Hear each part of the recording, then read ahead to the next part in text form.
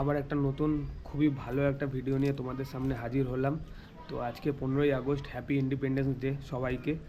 তো এখন আমাদের বেরানোর টাইম হয়ে গেছে, কারণ ঘড়িতে বাজে 7টা 4।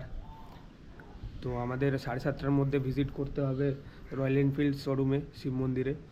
তো আগের বার নকশালবাড়ি থেকে গেছিলাম, তো এবারে সেকেন্ড যেখানে দাঁড়িয়েছিলাম আমরা শিব মন্দিরে, তো ওখান থেকেই আজকে যাব। তো আজকে আমার সাথে আমার ওয়াইফও অ্যাড হয়ে গেছে।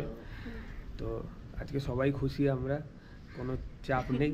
আগের দিন ওরও মন খারাপ ছিল, আমারও মন খারাপ ছিল।